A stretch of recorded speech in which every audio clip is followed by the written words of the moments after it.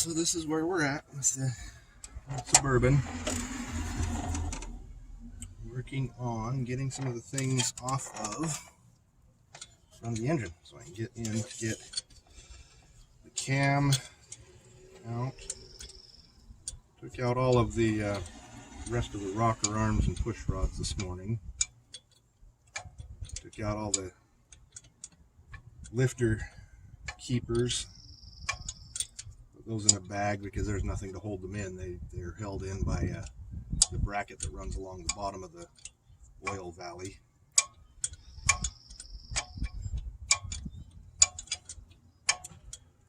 So I'll just let you watch me for a little while I'm pulling parts.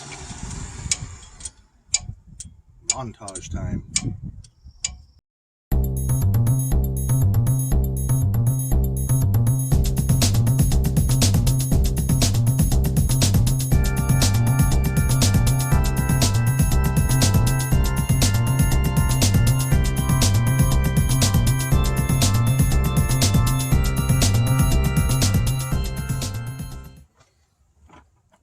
I don't know if I've shown this.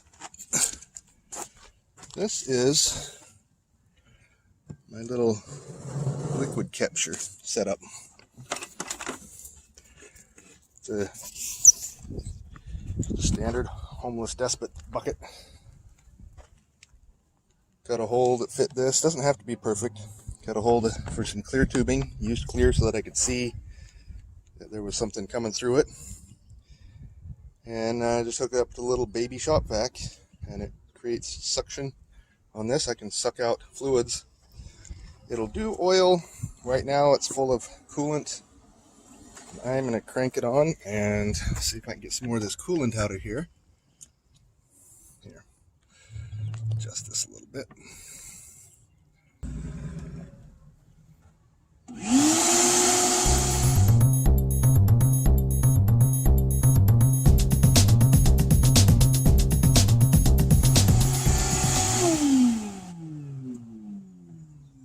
And my bucket's full, so partially because it's so hot out here that the suction from my little baby vacuum is actually collapsing my bucket.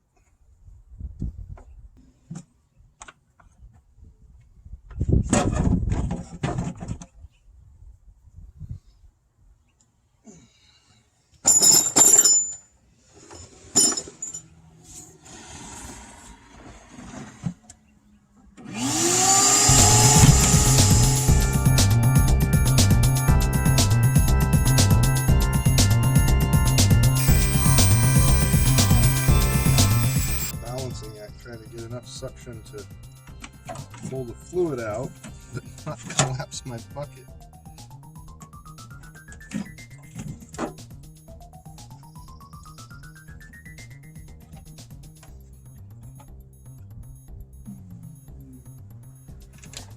Alright, so the deal is if I can siphon the rest of this out, it'll be down below the level of this hose. Then I can get the hose off without making a huge mess. So that gets down.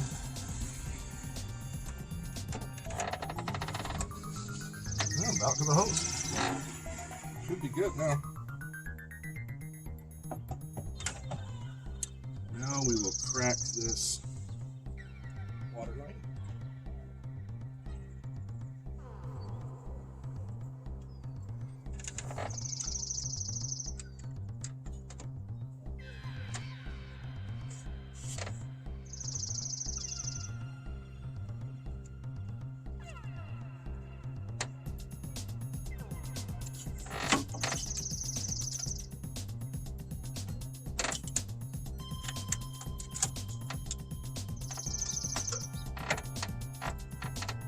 This is the hose I actually replaced. So I got in here and found out that whoever put this lower radiator hose on, whoever replaced that, done work on it. I'd set it up so that it was rubbing. I couldn't really see where it was rubbing.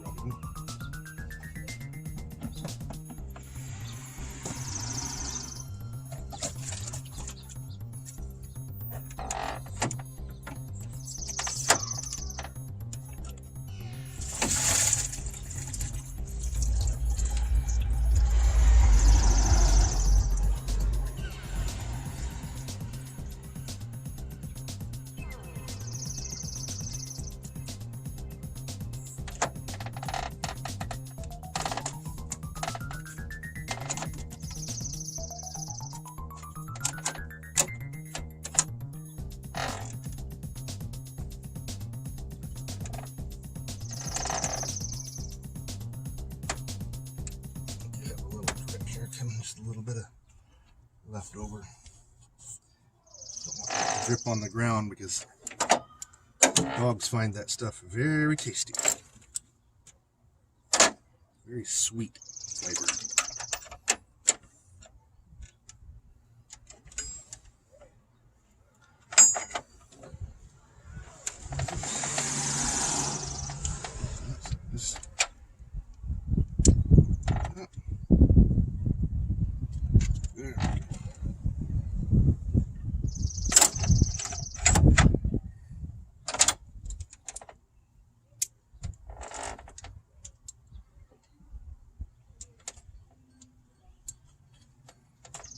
So, water pump's coming off now.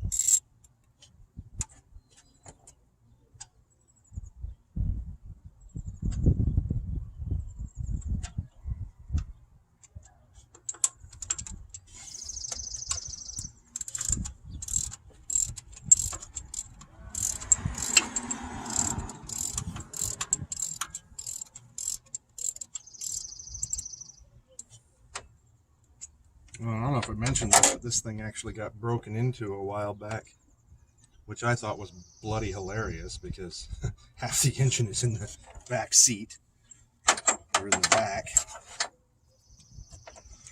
But they did manage to leave all the doors open and kill my brand new battery, and they siphoned all my gas, which I'm not sure how much was in there anyway, so I'm not too worried about that. It does kind of piss me off that they killed my brand new battery, so I've got it in charging. See if it'll take a charge. I highly doubt it because it sat dead for probably a month. So, and it's not a deep cycle battery, it's just a standard automotive battery, so they do not live long once they've been killed. Once they've been drained to zero, they do not.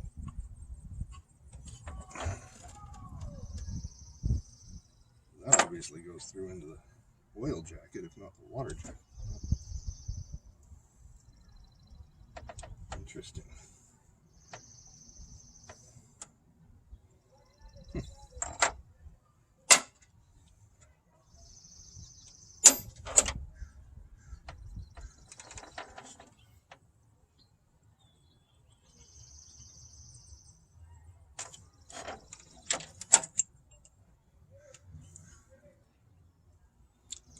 This goes back on here.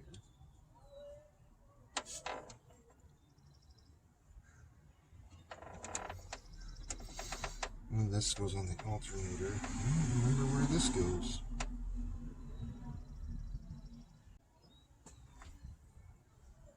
Okay, I figured it out. It was for the alternator bracket. One of them is captured, one of them is a stud, and that is the one that is neither.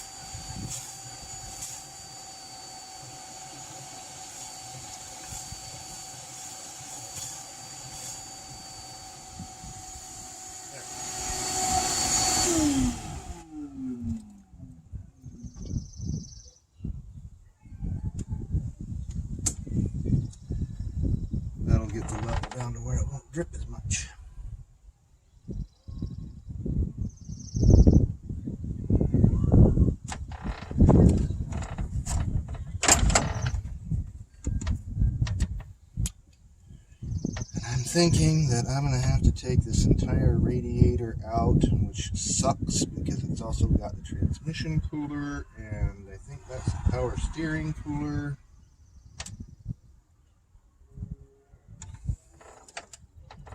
The air conditioning is a separate unit. This is a big, massive 3-in-1 deal that I have to undo a lot of crap to get this out of here, which sucks.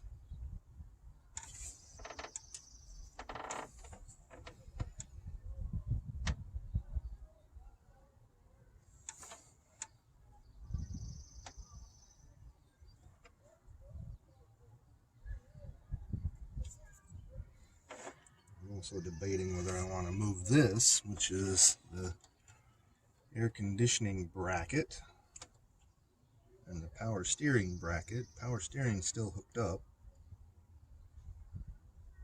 all the hoses and everything.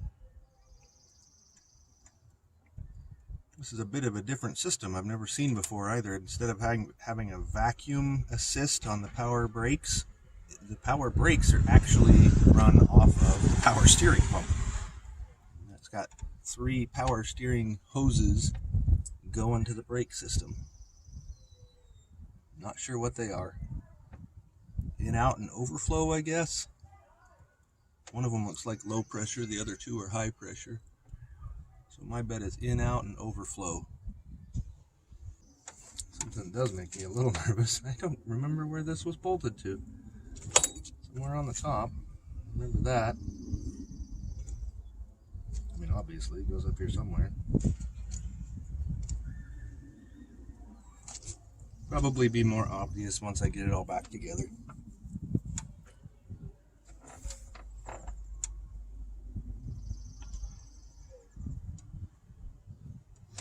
You know what? I don't think I'm going to take that off. I think I'm going to leave that there. We got plenty of room to get in over on this side.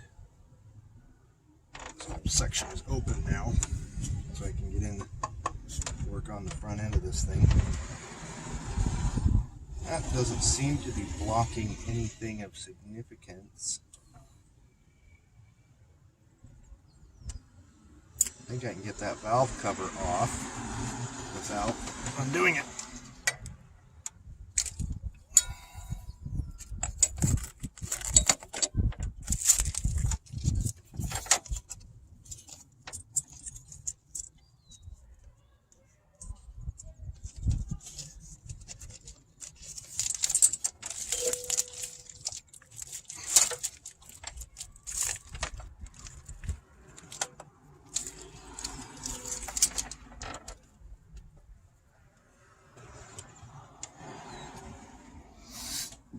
I would love to get this wire out of the way, but it goes down there and disappears into the bottom side of nowhere. I really don't feel like crawling down underneath of there and undoing it. If I did that, take this whole harness and lay it up against the firewall. Well, there's another one over here that is a little bit of a pain. This one, I don't know where it goes. Down here somewhere. This does have a hard engine ground, but I'm guessing that goes down to the sensor. What's this right here?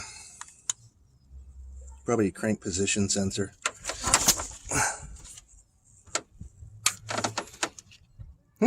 There we go.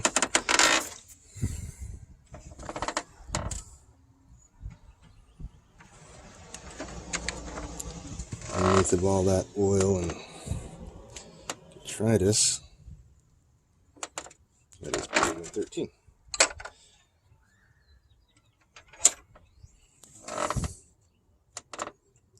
Nope, there we go.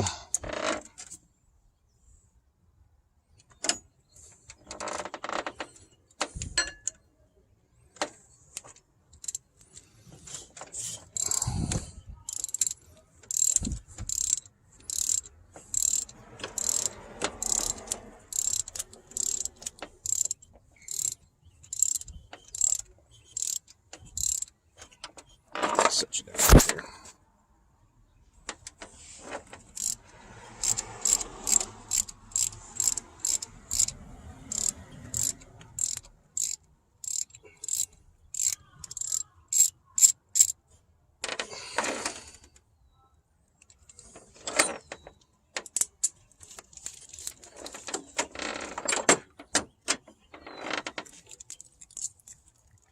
Hey, look at that. Put that all over there to get it out of my way.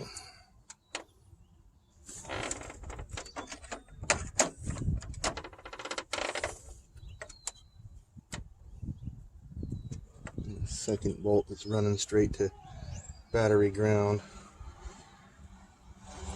Here's a trick for you. If you can, put the nuts and bolts back where they go, like that one. I'm going to stick these four back in where the water pump goes. But if you can do that, and they aren't going to be in your way, oopsie, or you don't drop them, then you know exactly where they are and what they do and where they go, because they're there. If you can't do that, the other system I found very handy. Ziploc bags. Simple, easy. Right bank retainers.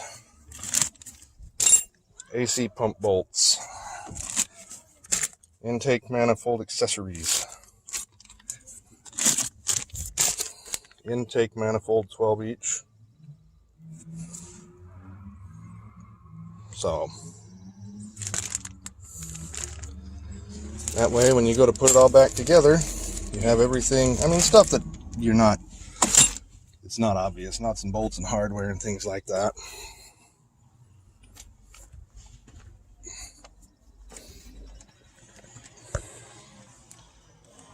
So now, contemplate, we're going to take, I already got this head, or this valve cover off, all the rockers taken off. Obviously, I'm either going to have to take the heads off to replace these valve springs, or I'm going to have to use an air pressure system. Air pressure systems just plug into, pull out the spark plug and screws into where the spark plug hole is. And you put some air to it, and it holds those two valves. And put the spark plug in this cylinder, it's going to hold these two valves up with just air pressure. So then you can compress the springs, take the springs off, take the retainers off, take the springs off, take the centering, if they have one, take the little centering washer on the bottom, spacer, and then you can stack it all back up, compress it again, put your retainer on, but you gotta hope that you've got enough air pressure to keep them on there. And then there goes more tools. And again, I've put these all back on, just finger tight, as they don't have to be tightened down, but this is for all of the push rod guides. That's my rocker arm bolts, which are actually going to get replaced by studs. The kit that I'm looking at is an adjustable kit. So all of these bolts are all going to get replaced by studs. It's running a little higher RPMs than stock. It's going to be running, I think it starts at 18 and runs up to 52 or 55, maybe 56. I don't remember. I'd have to look at the specs. But it's a little bit above idle. I mean, idle's at 900. So I mean, by the time you put any throttle into it at all, you're already at 1800. And I don't need to idle around that much. It's got plenty of torque. It's a 454, for heaven's sakes. There's a lot of cubic inches in there and a lot of gas going in and a lot of power coming out the back end. So I mean, even as crappy as this thing was running, I was still pulling 85 on the highway, going, climbing hills. And so yeah, there's you can see on those back two Those seats right in the top of the lifters have just bounced right out. Like I said before, I'm pretty sure that it just sat too long and some of these springs stayed compressed while it was sitting. And so those springs back there are probably shot completely. And so when it hit some higher RPMs, the springs couldn't keep up with the rocker arms. And it just came loose from momentum and all kinds of ugliness.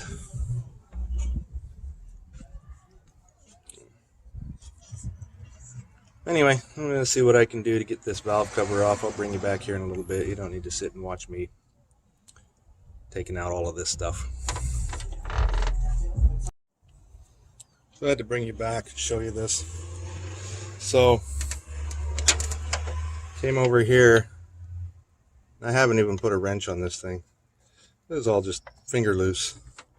This one was finger loose. And I dropped it. I'll find it later. Bedding. Nope, that one's actually tight with these front two. Along with a whole bunch of other things on this engine. Looks like they were just slapped together in a hurry. They realized there was something wrong with it. Threw all the parts back on it haphazardly and half-assed. And went on their merry way.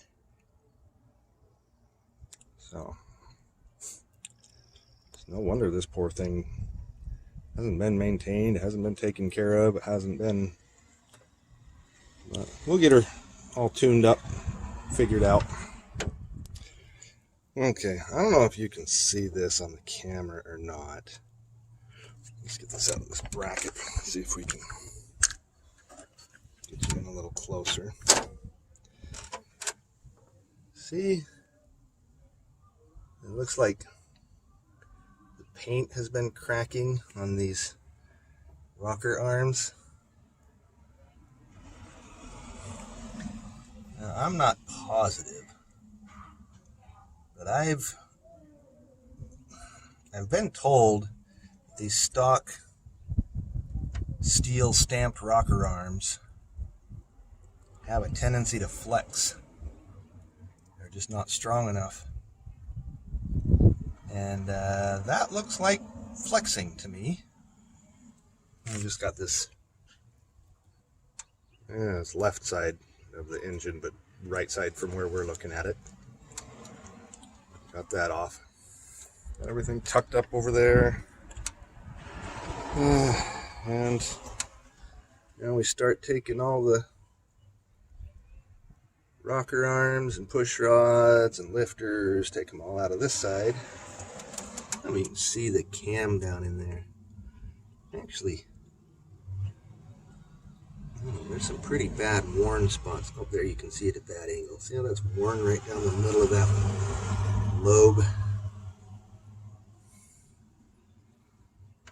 I don't know if that's normal or not, but I'm kind of glad I'm replacing it because there's several of them that just don't look. I mean, if it was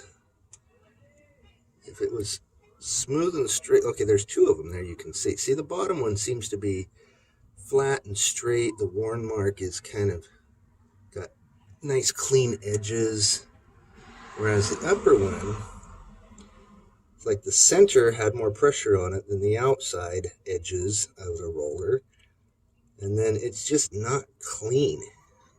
Compare that upper one with the lower one that you can see right there. They just don't look the same. They don't look like they should be doing that. I don't know, might be just because it's different parts of the lobe. Like the one on the bottom is the bottom of the lobe, and the one on the top is sort of the side of the lobe. You see it's got the top of the lobe up to the right at this point. Anyway, figured I'd show you those two things. Bring it back when I get a little further in.